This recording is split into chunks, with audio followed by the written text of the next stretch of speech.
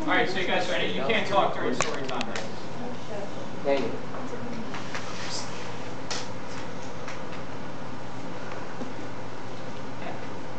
All right, I gotta get in.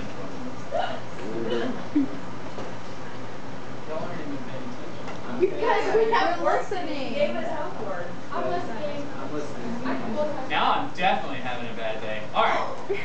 I went to sleep with gum in my mouth, and now there's gum in my hair. And when I got out of bed this morning, I tripped on the skateboard, and by mistake, I dropped my sweater in the sink while the water was running. And I could tell it was going to be a terrible, horrible, no good, very bad day. See if he's like... At breakfast, Anthony found a Corvette Stingray car kit in his breakfast cereal box, and Nick found a junior undercover agent code ring in his breakfast cereal box. But in my breakfast cereal box, all I found was breakfast cereal. I think I'll move to Australia. In the carpool, Mrs. Gibson let Becky have a seat by the window.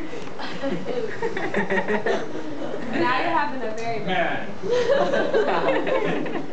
Audrey and Elliot got seats by the window too. I said I was being scrunched. I said I was being smushed. I said if I don't get a seat by the window, I'm going to be car sick. No one even answered. I could tell it was going to be a terrible, horrible, no good, very bad day.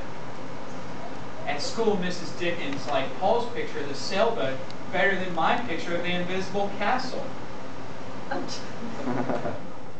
At singing time, she said I sang too loud.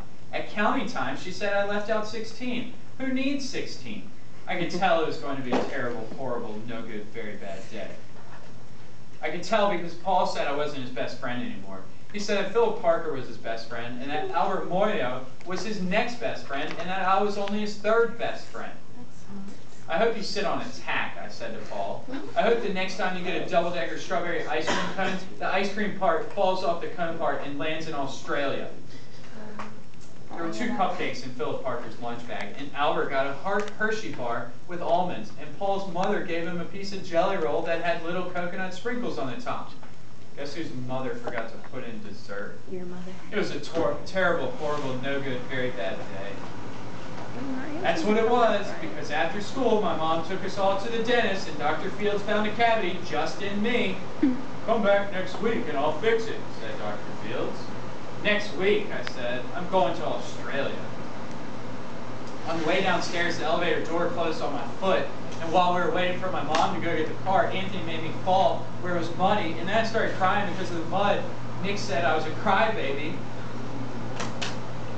and while I was punching Nick for saying crybaby, my mom came back with the car and scolded me for being muddy and fighting.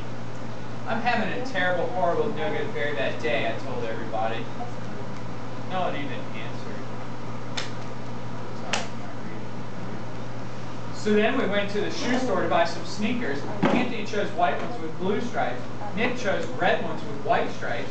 I chose blue ones with red stripes, but then the shoe man said, we're all sold out. They made me buy plain old white ones, but they can't make me wear them. When I picked up my dad at his office, he said I couldn't play with his copy machine, but I forgot. He also said to watch out for the books on his desk, and I was careful as could be, except for my elbow. He also said don't fool around with his phone, but I think I called Australia. My dad said please don't pick him up anymore. It was a terrible, horrible, no good, very bad day. There were lima beans for dinner, and I hate limas.